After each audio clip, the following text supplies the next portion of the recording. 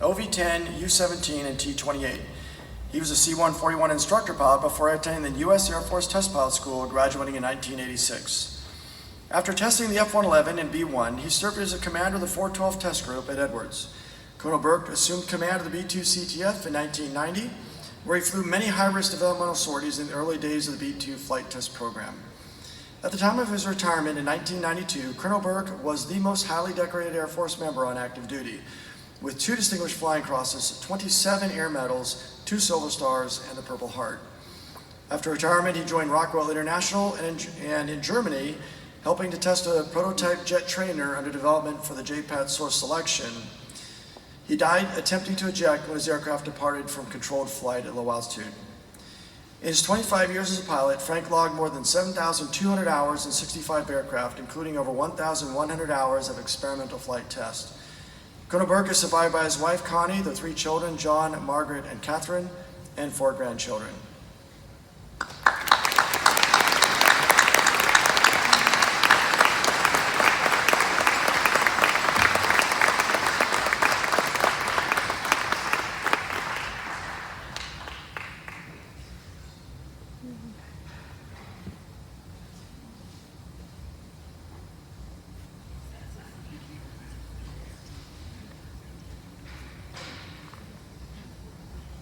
So John would like to share a few words about his dad. So please welcome John to the podium.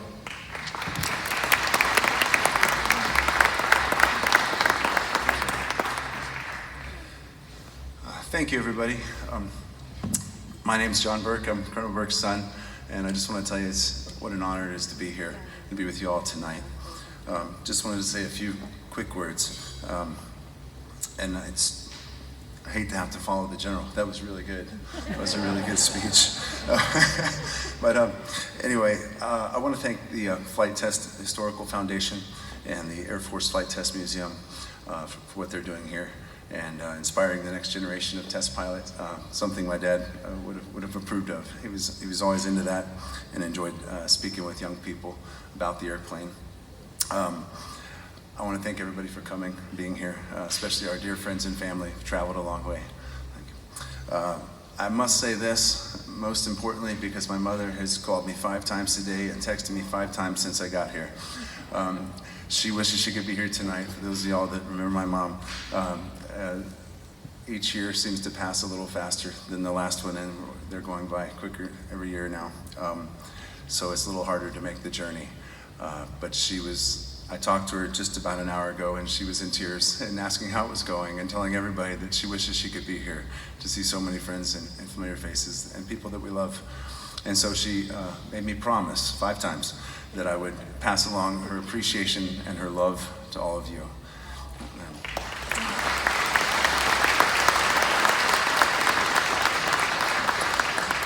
This is a great honor for us just to be a part of it. I think everybody's feeling it tonight. Everybody that had a hand on the airplane, as Mr. Weiss was saying, is incredibly proud of it. 30 years on now. Just being a part of it in any small way is something that even just as the family of one of the people involved, that we take great pride in. So I'll let all the experts talk about the airplane. I just want to say a couple things about Dad that I think he would like to say.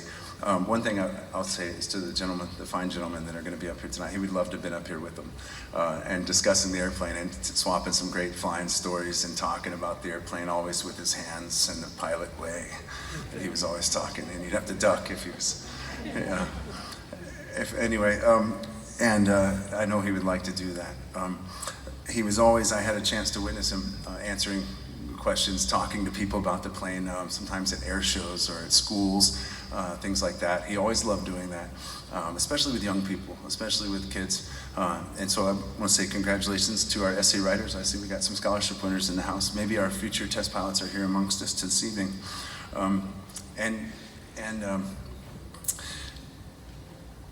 With the B-21 right on the horizon, I guess I like to think that some of the young people Dad had talked to back then at one of the air shows is going to be one of those young test pilots taking the reins for the next plane. Mom always said and I heard this from some of the wives on the programs. There was the B-1, and a lot of the folks that worked on the B-1 also worked on the B-2, and everybody was like, what's next? And all the pilots are ready to go again. And I remember my mom saying, yeah, we survived the B-1, and we survived the B-2, and we'll be damned if we're gonna do a B-3.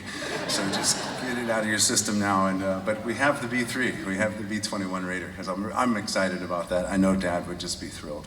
So I wanna say that the B-2 CTF, being a part of that when I was a teenager, coming up, I'll tell you just my impression was like what Mr. Weiss was saying, quite a family. You really had a feeling that you were a part of something. There were so many thousands of people that had their hand and their fingerprints on this airplane to make it take off, and most importantly, come back safely every time. I'll say this, it was to the family, to the children, the spouse of a test pilot, there's nothing more important than that. And the people of the B-2 CTF ensured that every time Dad took off, he came back. I remember good times, softball games, things out at the base, gatherings at Dunk Tank that I think I got Dad wet in, and some other fun stuff like that. There was a lot of pranks. The General was touching on a few of those, and one of the ones I remembered was the screensavers. Somebody had brilliantly come up with a screensaver that would pop Dad's face up on all the computers, like the General said. And it bugged him, but I think he loved it in a way, and I knew that we kind of knew that they wouldn't have done it if they didn't like him. I think on one time when he retired, they gift wrapped his car, and there was some other things. I think they found out he had braces for a year when he was at SAC, because his father was a dentist and he never wore the retainer and his bottom teeth went crooked. And so then when he was at SAC for 2 years, not flying, not a fun time when your dad is a test pilot and not flying. Lots of free time on Dad's hands to see what I was doing. But when he got to the B-2, and then the guys found out that he had those braces for a couple, they took his commander picture and put paper clips in it. And he thought, yeah, these guys, we're trying to run a serious program here.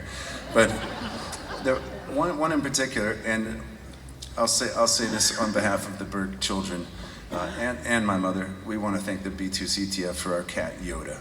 This is a crazy story, and I don't know if anybody remembers, but it was a big deal at the Berg household. We had a lot of cats and dogs. My sisters and I were always bringing home a stray cat or a dog. And this one time we brought home this cat, we named it Yoda. It had a little snaggle tooth and its ears were crooked and kind of bald. Looked like Yoda, even as a kitten. And Dad said, that's it, this is like the 5th cat. And he had threatened many times to go to the BQ or the BOQ or something. There was something at the base called the BQ, and all we knew was when Dad goes there, that's the end of it. He's not coming back. He's been threatening to go to the BQ for years over these animals. And this was the last straw. He packed a bag one afternoon, he came home and saw the cat, and he was off to the BQ, this mysterious place where Dad goes when we get a new animal. And so he said, I'm not coming back, it's me or the cat. And for a second I was like, really? This might be my big break. But, it's a toss up, no, just kidding. But, hey, well, he left. So I guess the next day at the B-2 CTF, he printed up some flyers and went around sticking them everywhere. And on the old early 90s print shop program, I think it had a cat on its back, legs in the air with X's on its eyes. And it said, this new kitten needed a new home. Didn't say from who, just that a kitten needed a new home at the B-2 CTF and somebody better take it real quick. And the word got out that it was Colonel Burke's children's cat and that nobody was to take the cat because he was staying at the BQ and we were gonna see who could hold out the longest. And we won. The cat stayed, yes, Yoda, he stayed. Dad came home on Friday. I think it was 5 days. It was 5 days. He really meant it, but he folded the tent and came home, thankfully. Unfortunately, Dad wasn't with us too much longer, but Yoda was a faithful family friend for 20 years, and she's buried in a beautiful spot in Alabama.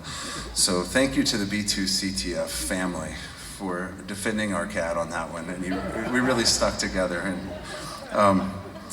those were some of the kind of funny things that I remember, things like that. And I know Dad loved working out there and loved the people. And if he could say one thing to everyone tonight, to kind of echo what the General was saying about teamwork and what Mr. Weiss was saying, about everybody that worked on this plane and that had a hand in its success. And we just want to say thank you. I was aware as a teenager.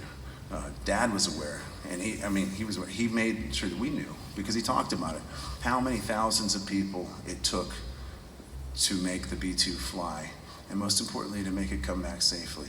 And it did that every time that he took off, he came back safely in the B-2. So I want to thank you guys, everyone that worked on it and had a hand on it, on behalf of our family and on behalf of my dad. I know he wishes he was here to share in this with you guys tonight, because he loved you guys. And we feel incredibly honored just to even be a part of it in any small way. So thank you. And, enjoy the evening.